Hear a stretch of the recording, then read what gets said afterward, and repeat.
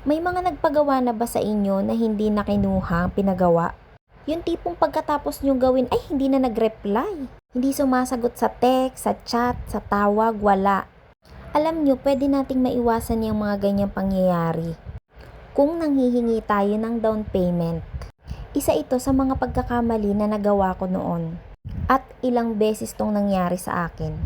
Kasi nahihiya akong humingi ng down payment. Ay nako mga B, kung mahihiyain kayo, wag na kayong magnegosyo. Pero kung aalisin nyo yan, go, laban. Kasi kung paiiralin natin yung hiya ay walang mangyayari sa atin. Wakasan na rin natin yung pagiging people pleaser natin. I-please na lang natin sila sa quality ng gawa natin. Huwag tayong mahiyang humingi ng down payment. Kasi pag nagbigay yan ng down payment, sure yan, nakukunin niya yan. Kasi kailangan naman talaga natin yun para sa pambili natin ng mga materials, 'di ba? Yan ang bubuhay sa negosyo natin kasi diyan natin kukunin yung pambili ng mga materyales eh. Kwento ko na lang din yung experience ko about dito. Nahiya kasi kung humingi ng down payment dahil kakilala ko. Ngayon, sabi niya sa akin, pagawa naman ako ng sombrero, ganyan. Bakit hot?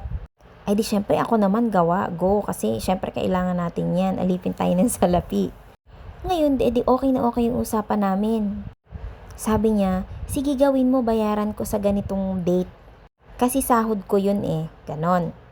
Tapos pagdating ng date na yon, ay naku, nagpabukas-bukas na. Tapos kung ano-ano nang sinasabi niya na kesyo ganito, kesyo ganon daw. Kung pwede raw sa sunod na sahod na lang. Eh di no choice naman ako, alangan namang ipagduldulan ko yun or ipadala ko sa kanya na hindi pa bayad. Ayun, hanggang sa dumating yung time na hindi na daw niya makukuha kasi nga wala na siyang pera. Yung isa naman, nung nagawa ko na, hindi na talaga niya ako nireplyan. Tapos meron pa, ang dahilan naman, walang malapit na tindahan. Hindi daw makapag-cash in. Meron naman na kailangan pang ipagpaalam sa asawa, nagawa na. Ending, nagalit yung asawa. Di hindi kinuha. Meron pang mga iba ay nako hindi ko naiisa-isahin. Sabi ko naman sa inyo, ilang beses nangyari sa akin yan dahil sa hiya ko. Kaya simula nun hindi ko na talaga pinapairal ang hiya.